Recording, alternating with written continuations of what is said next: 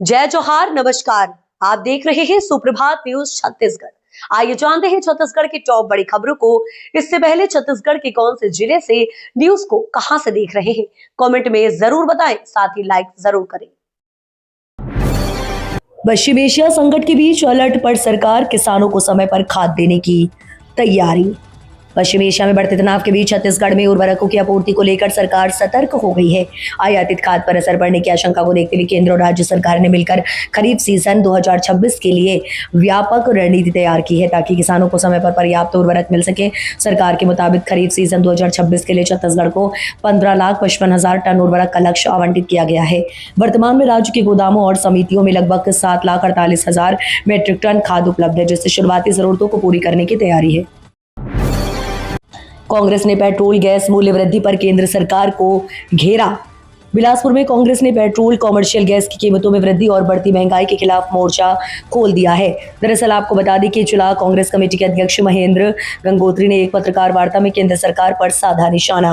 गंगोत्री ने प्रधानमंत्री मोदी से अमेरिका से संबंध तोड़ने और ईरान व रूस से पेट्रोल तथा गैस आयात कर जनता को राहत पहुंचाने की मांग की। उन्होंने आरोप लगाया कि केंद्र की भाजपा नीति एनडीए सरकार की नीतियां आम जनता के बजाय कुछ खास लोगों को फायदा पहुंचा रही हैं। रायगढ़ में जय स्तंभ चौक के पास बनेगा फूल बाजार, अस्थायी बाजार से ट्रैफिक समस्या होगी दूर। दरअसल छत्तीसगढ़ के रायगढ़ में श्याम टॉकीज रोड पर फूलों की दुकान सड़क किनारे लगने से ट्रैफिक की समस्या होती है। इसे देखते हुए जय स्तंभ चौक के पास नया फूल बाजार बनाया जा रहा है, जहां सभी फूल व्यवसायी एक ही जगह पर दुकान लगाएंगे। इसके लिए महापौर, सभापति और आयात आयुक्त ने स्थल का निरीक्षण किया। दरअसल आपको बता दें कि नगर निगम ने एसपी कार्यालय के पास जय स्तंभ चौक के करीब फूल बाजार के लिए एक जगह तय की है, जहां फूल बेचने वालों को अस्थायी रूप से दुकान लगाने की सुविधा दी जाएगी। अब पैन कार्ड बनवाना नहीं होगा आसान, आधार के अलावा कई दस्तावेज जरूरी। भिलाई समेत पूरे देश में अब पैन कार्ड बनवाने की प्रक्रिया पहले की तुलना से ज्यादा सख्त कर दी गई है। आयकर विभाग ने पैन जारी करने के नियमों में बदलाव करते हुए दस्तावेजों की सूची को विस्तृत कर दिया है, ताकि फर्जी पैन कार्ड पर रोक लगाई जा सके। पहले जहां केवल आधार और ओटीपी के जरिए घर बैठे पैन कार्ड बन जाता था, अब कई मामलों में अतिरिक्त दस्तावेज और विस्तृत सत्यापन करना अनिवार्य कर दिया गया है। 21 जिलों में सरकारी योजनाओं में खामियां, राज्य खाद्य आयोग सख्त। छत्तीसगढ़ में सरकारी योजनाओं के क्रियान्वयन को लेकर बड़ी लापरवाही सामने आई है। राज्य खाद्य आयोग द्वारा 21 जिलों में किए गए निरीक्षण में कई स्तरों पर खामियां उजागर हुई हैं, जिसके बाद आयोग से संबंधित विभाग को कड़े निर्देश जारी किए गए हैं। नवा रायपुर स्थित आयोग कार्यालय में आयोजित अंतर विभागीय समीक्षा बैठक में खाद्य, महिला एवं बाल विकास, स्कूल शिक्षा और आदिम जाति तथा अनुसूचित जनजाति विभाग के कार्यों की विस्तार से समीक्षा की गई है। दरअसल आपको बता दें, निरीक्षण के दौरान उचित मूल्य दुकानों, आंगनबाड़ी केंद्रों, स्कूलों में मध्याह्न भोजन और आश्रम छात्रावासों की व्यवस्थाओं का आंकलन किया गया। 1,42,482 परिवारों को रोजगार देकर इस जिले में बनाया गया नया रिकॉर्ड। महात्मा गांधी राष्ट्रीय ग्रामीण रोजगार गारंटी योजना के प्रभावी क्रियान्वयन में कबीरधाम जिले में वित्तीय वर्ष 2025-26 में उल्लेखनीय उपलब्धि हासिल करते हुए पूरे प्रदेश में प्रथम स्थान प्राप्त किया है। दरअसल आपको बता दें, जिले ने रोजगार सृजन के कई प्रमुख मानकों पर शानदार प्रदर्शन करते हुए ग्रामीण विकास की दिशा में नई मिसाल कायम की है। कबीरधाम ने सर्वाधिक मानव दिवस रोजगार सृजन, सर्वाधिक ग्रामीण परिवारों को रोजगार उपलब्ध कराने और सर्वाधिक दिव्यांगजनों को काम देने जैसे महत्वपूर्ण पैरामीटर्स में प्रदेश में शीर्ष स्थान हासिल किया है। गरियाबंद में नौकरी का मौका, बिहान मिशन के तहत इन पदों के लिए निकली संविदा भर्ती। छत्तीसगढ़ के गरियाबंद जिले में रोजगार की तलाश कर रहे युवाओं के लिए अच्छा अवसर सामने आया है। राज्य ग्रामीण आजीविका मिशन बिहान के तहत जिले में संविदा आचार पर भर्ती प्रक्रिया शुरू की गई है। जिले में लेखा सह MIS सहायक के एक अनारक्षित पद के लिए आवेदन आमंत्रित किए गए हैं। इच्छुक अभ्यर्थी 20 अप्रैल 2026 तक शाम 5:30 बजे तक ऑनलाइन माध्यम से आवेदन कर सकते हैं। इसके लिए गूगल फॉर्म के जरिए आवेदन प्रक्रिया निर्धारित की गई है, जिसकी पूरी जानकारी जिला गरियाबंद के आधिकारिक वेबसाइट पर उपलब्ध कराई गई है। रायपुर में वक्फ बोर्ड का बड़ा एक्शन, शहर काजी आरिफ फारूकी बर्खास्त। छत्तीसगढ़ की राजधानी रायपुर में वक्फ बोर्ड ने बड़ी प्रशासनिक कार्रवाई करते हुए शहर काजी आरिफ फारूकी को उनके पद से तत्काल प्रभाव से बर्खास्त कर दिया है। यह फैसला हाल ही में सामने आई गंभीर शिकायतों के बाद लिया गया, जिसने पूरे धार्मिक और सामाजिक तंत्र में हलचल मचा दी है। सूत्रों के अनुसार आरिफ फारूकी के खिलाफ महिलाओं ने छेड़छाड़ और अनुचित व्यवहार से जुड़ी कई शिकायतें प्राप्त हुई थी। इन शिकायतों में कथित तौर पर सार्वजनिक और निजी स्तर पर आपत्तिजनक बातचीत और व्यवहार का उल्लेख किया गया है। आरोपों की गंभीरता को देखते हुए वक्फ बोर्ड ने मामले को प्राथमिकता पर लिया। अमित जोगी को हाईकोर्ट से झटका, जग्गी हत्याकांड में आया फैसला। छत्तीसगढ़ हाईकोर्ट से पूर्व सीएम अजीत जोगी के बेटे अमित जोगी को बड़ा झटका लगा है। दरअसल आपको बता दें कि जग्गी हत्याकांड मामले में कोर्ट ने फैसला सुनाते हुए अमित जोगी को 3 सप्ताह के अंदर सरेंडर करने का आदेश दिया है। ये फैसला हाईकोर्ट की चीफ जस्टिस रमेश सिन्हा की डिवीजन बेंच ने सुनाया है। अदालत के आदेश के मुताबिक जोगी को 3 सप्ताह के भीतर सरेंडर करना होगा। प्रदेश में वर्ष 2003 में हुए बहुचर्चित राम अवतार जग्गी हत्याकांड में हाईकोर्ट ने अमित जोगी को दोषी करार दिया। चीफ जस्टिस रमेश सिन्हा का डिवीजन बेंच ने उन्हें 3 हफ्ते के अंदर सरेंडर करने का आदेश दिया। दक्षिण छत्तीसगढ़ में आंधी तूफान और बारिश का अलर्ट, अन्य जिलों में सामान्य रहेगा मौसम। प्रदेश में फिलहाल अधिकतम तापमान सामान्य बना हुआ है, लेकिन मौसम में लगातार उतार चढ़ाव देखने को मिल रहा है। मौसम विभाग के अनुसार अगले 24 घंटों में तापमान में 1 से 3 डिग्री सेल्सियस तक बढ़ सकता है तापमान। इसके बाद अगले 3 दिनों में 2 से 3 डिग्री की गिरावट आने की संभावना है। दरअसल आपको बता दें, मौसम विभाग ने बीजापुर, दंतेवाड़ा, बस्तर और कोंडागांव समेत कई जिलों के लिए गरज चमक, बारिश और तेज हवाओं को लेकर अलर्ट जारी किया। इन क्षेत्रों में आंधी तूफान का खतरा बना हुआ है। विभाग के मुताबिक इन जिलों में 40 से 60 किलोमीटर घंटा की रफ्तार से तेज हवाएं चल सकती हैं। धमतरी के विद्यार्थियों ने किया लोक भवन का भ्रमण, राज्यपाल से मुलाकात ने बढ़ाया छात्रों का उत्साह। छत्तीसगढ़ के धमतरी जिले से आए विद्यार्थियों के लिए राजधानी रायपुर का दौरा खास अनुभव बन गया, जब उन्होंने लोक भवन का भ्रमण किया और राज्यपाल रमेन जेका से मुलाकात की। इस दौरान छात्रों को न केवल संवैधानिक कार्यप्रणाली की जानकारी मिली, बल्कि उन्हें जीवन में आगे बढ़ने के लिए महत्वपूर्ण मार्गदर्शन भी मिला।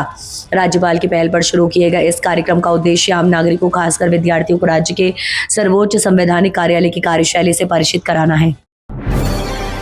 रायगढ़ में उद्योगों के खिलाफ युवा कांग्रेस और एनएसयूआई का आंदोलन, 8 अप्रैल को सिंगल प्लांट का करेंगे घेराव। छत्तीसगढ़ के रायगढ़ में युवा कांग्रेस और एनएसयूआई ने स्थानीय मुद्दों को लेकर बड़ा आंदोलन छेड़ने की तैयारी कर ली है। दरअसल हम आपको बता दें कि आंदोलन के पहले चरण में 8 अप्रैल को ग्राम तराईमाल स्थित single enterprises private limited plant का घेराव किया जाएगा। इसके लिए कलेक्टर के नाम ज्ञापन सौंपकर प्रशासन को पहले से सूचना दी गई है। ये आंदोलन जिला युवा कांग्रेस अध्यक्ष उस्मान बेग और जिला एनएसयूआई अध्यक्ष आरिफ हुसैन के नेतृत्व में किया गया है। जिला कार्यालय में हुई बैठक में पदाधिकारियों और कार्यकर्ताओं ने जिले भर से मिल रही शिकायतों पर चर्चा की और आंदोलन को आगे बढ़ाने का निर्णय लिया।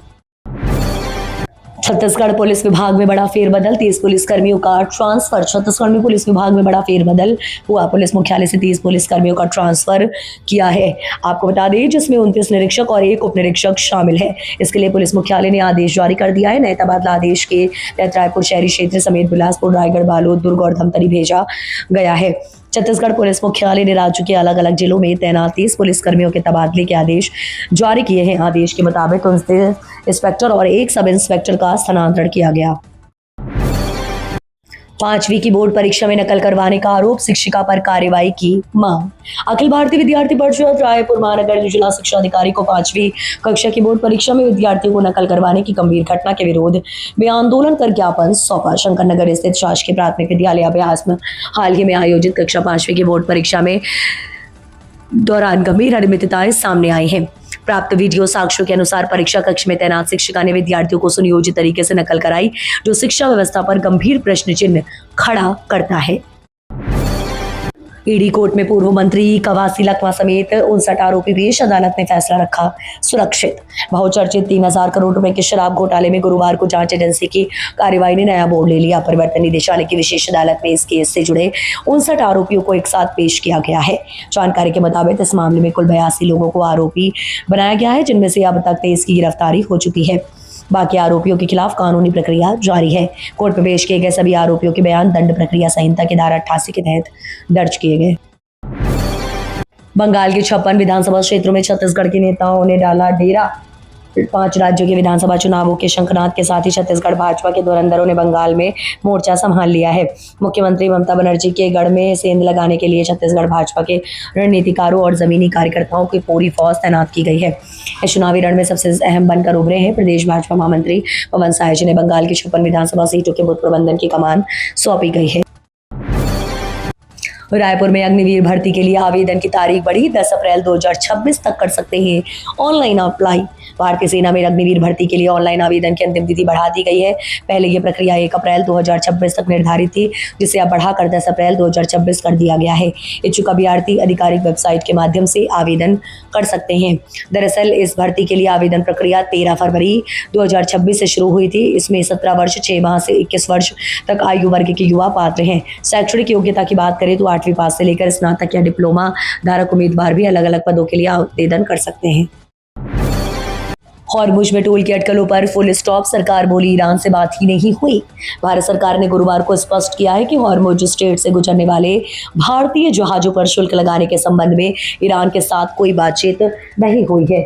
दरअसल हम आपको बता दें कि विदेश मंत्रालय के प्रवक्ता रणधीर जायसवाल ने दिल्ली में मीडिया ब्रीफिंग के दौरान पूछे गए सवालों के जवाब में कहा कि ऐसी कोई बातचीत नहीं हुई है। उन्होंने इस तरह के किसी भी समझौते या चर्चा की अटकलों को पूरी तरह खारिज कर दिया है। विदेश मंत्रालय का ये स्पष्टीकरण ईरानी सरकारी मीडिया में आई उन रिपोर्टों के कुछ दिनों बाद आया है। इनमें दावा किया गया था कि ईरान की संसद की एक समिति ने रणनीतिक जलमार्ग से गुजरने वाले जहाजों पर टोल लगाने के प्रस्ताव को मंजूरी दे दी है। बिजली दर बढ़ाने की तैयारी पर बवाल, विरोध प्रदर्शन करने सड़कों पर उतरेगी आप। छत्तीसगढ़ में एक बार फिर अप्रैल माह से बिजली दरों में बढ़ोतरी की तैयारी की खबर सामने आ रही है। इसमें आम जनता पर अतिरिक्त आर्थिक बोझ बढ़ने की आशंका जताई जा रही है। इससे पहले वर्ष 2025 के जुलाई महीने में भी बिजली दरों में वृद्धि की गई है। आम आदमी पार्टी के महासमुंद जिलाध्यक्ष राकेश झाबक ने बताया कि राज्य बिजली सरप्लस होने के बावजूद दरों में बढ़ोतरी को लेकर सवाल उठ रहे हैं। उपभोक्ताओं का कहना है कि बिजली बिल में ऊर्जा प्रभार के साथ कई अनावश्यक शुल्क जोड़े जा रहे हैं, जिससे आम लोगों की जेब पर असर पड़ रहा है। रायपुर में पेट्रोल के दामों में उछाल, अप्रैल से बढ़ी कीमतें। छत्तीसगढ़ की राजधानी रायपुर में पेट्रोल की कीमतों में बढ़ोतरी दर्ज की गई है। 1 अप्रैल से लागू नई दरों के तहत सामान्य पेट्रोल की कीमतों में 1.1 रुपये प्रति लीटर की वृद्धि हुई है। दरअसल जबकि प्रीमियम पेट्रोल के दामों में 3.8 रुपये प्रति लीटर तक बढ़ोतरी की गई है।